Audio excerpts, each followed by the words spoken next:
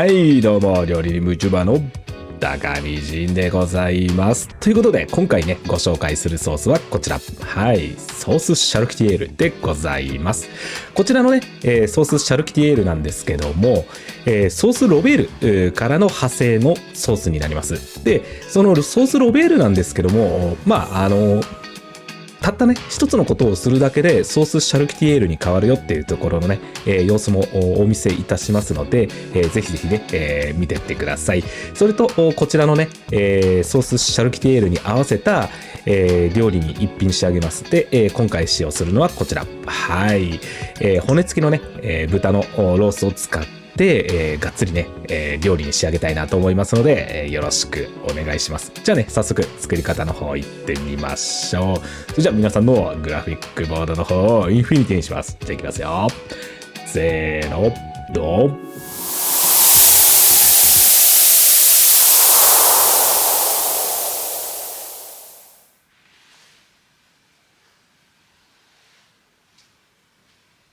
はい。じゃあ材料の紹介です。まず玉ねぎご用意ください。で、こちらピクルスですね。で、マスタードご用意ください。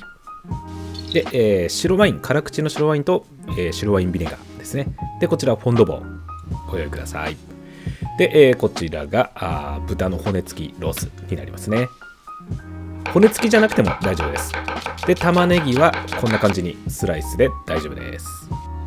で、コルニション、ピクルスの方はみじん切りにします。まずね、こんな感じで、棒状に切っていただいて、で、軽くね、横にこう刻んでいただいて、まずね、粗みじん状にしてもらって、軽くね、叩いてもらえれば OK です。こんな感じですね。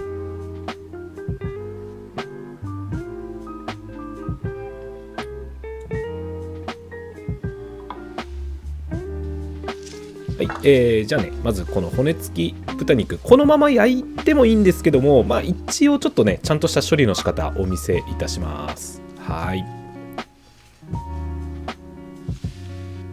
で、まずですね、シルバースキン、薄い皮のところをですね、骨に沿ってこう、縦にね、まず包丁の刃を入れますね。こんな感じです。で、ちょっとね、軽くめくれますので、そこをこうめくってあげて、で、濡れタオル、綺麗なね、濡れタオルで、こう掴んであげると、こうすごいね、剥きやすいですので、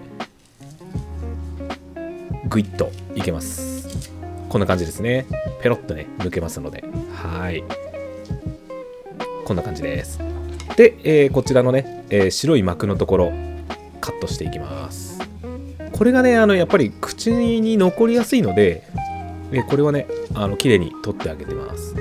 本当はね、もっとね、塊の時に指をこうね、シルバースキンのところに入れてめくったりっていうことができるんですけども、大体ね、こういう風にやったりすることが多いですね。で、骨に残った筋なんかはこうやって、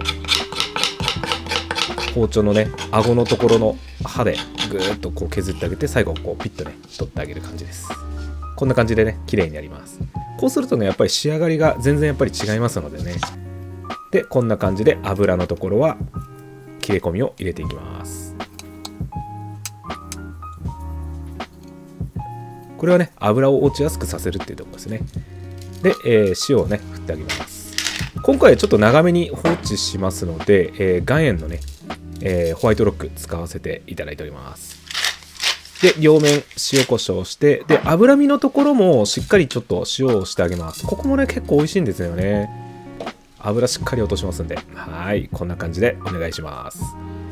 ではね、ちょっとね、今回はじゃがいもを付け合わせにするんですけども、せっかくなのでね、ちょっとシャトー向きをお見せいたします。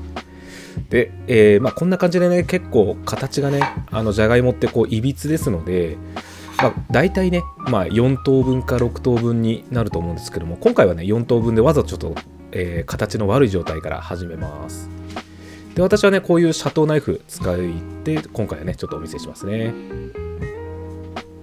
で、まずはですね、この時に、まずフットボールってこうよく言われるんですけども、そこはまず意識しないで、まず六角形か八角形の形にまず削ってあげることを意識してもらって、でも大体ね、この時点で、なんとなく形にはなるんですよね。どんなにいびつな形でも最初にまずここの形に持っていってあげて、で、そこから成形してあげるみたいな感じですよね。はい。で、これがですね、私、癖があって、どうしても手前の方をキュッとね、手前に引っ込める癖があるので、私はねこうやってひっくり返してわざとね自分の癖を逆手に取って、フットボールの形に持ってったりすることがありますよね。でこんな感じではい仕上げてもらえれば OK ですね。で水につけていただいてっていうところですね。でシャトーナイフだからうまくいってんじゃねえのみたいな感じなんですけども、基本的に今はねペティに持ち替えてお見せしますけども、やることは一緒で、まず最初にだいたい六角形か八角形の形にまずズバッと切ってあげるっていうことですよね。ここがすごい大事で、じゃがいもはねいろいろな形がいびつなものが多いですので、こんな感じでまずさっとねざっとした形を作ってあげてからフットボールの形に仕上げようかみたいな感じですよね。だいたいこんな感じです。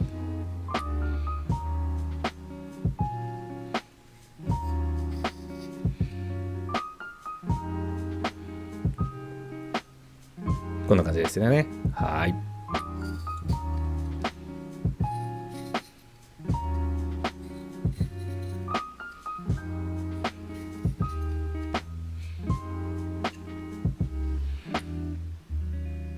大体このね天地が両方ともね同じようなサイズになるのが、理想ですよね。こんな感じですね。はい。私がね昔勤めていた、ホテルの方ではこれをね1個5秒で剥く人がいましたね。本当に尊敬してます。はい。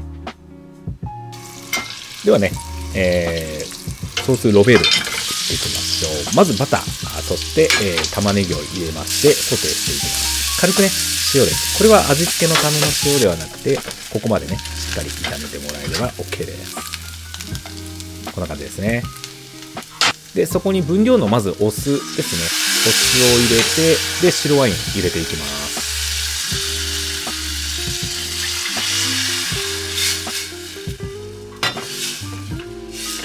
で周りもねちょっとよくこすり落としてあげてください。でぐっと煮詰めていきます。もうほんと水分がなくなるまで、ここまでですね、ここまで必ず飛ばしてあげてください。これがかなり重要になってきます。でそこにフォンドボー入れてあげてください。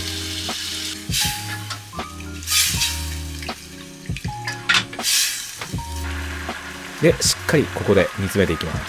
アクもねその時に取っていただければ OK です。ここまで煮詰めていただければ、だいたい半分ぐらいまで詰めてますね。はい。でそれをパセします。でこの時にちょっとこの玉ねぎは回収しておきます。でこれが今こした状態ですね。でそこにちょっとね濃度をつけていきます。バターでもいいんですけども、今回はちょっとコーンスタッチで濃度をつけさせていただきます。で火は必ずで濃度をつけたら止めていただいてから、このマスタードを入れてあげてください。どうしてもね熱を加えていくとどんどんねマスタードの辛みがね飛んでってしまうところがありますので、でよく混ぜていただいて、これがソースロベールの状態ですね。こんな感じですね。でそこにコルニション、ピクルスのね刻んだものを入れてあげれば、ソースシャルキティエールの完成ですね。はい。で、シャルキティエールの場合、こういったね、玉ねぎなんかも入れても OK かなと思ってます。その方がねよりちょっとビストロ感あって私は好きです。では豚肉を焼いていきましょう。もうねフライパン一つで焼き上げてしまいますので、ここはねちょっと AMSR 的にちょっとじっくり見ていただければ。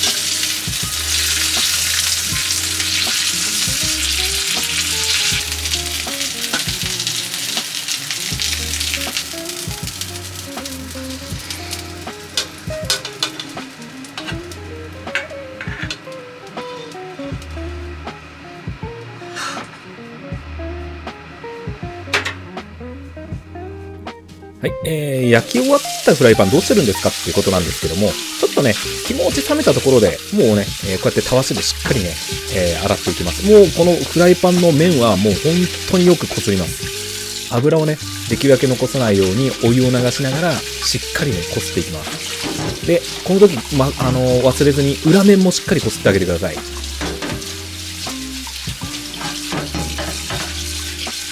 こんな感じですね。しっかりこすっていただいて、でね、よく洗い流していただければこんな感じになってますね。で、それを軽く拭いたら、こうやってね、火にかけてあげて、で、乾燥させます。で、すぐに使う場合はもうね、乾燥させるだけなんですけども、ちょっと使わないときは、油を塗ったりしてあげてますね。では、こちらね、シャトー向きしたポテトの方は揚げていただいて、で、こんな感じでね、塩、パセリで。では、ドレッセです。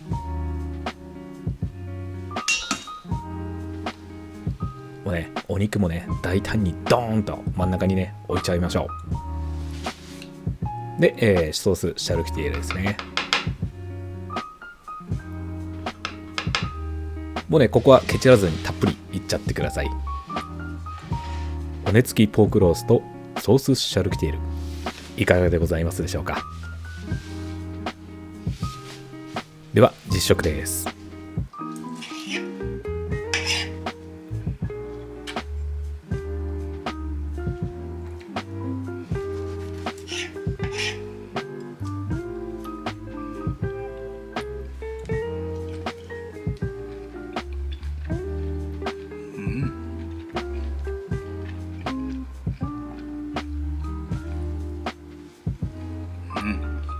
今回はねこの骨付きでやってますけども、トンロースをねこう切ったものでも全然ね同じようにできますので、ぜひぜひお試しください。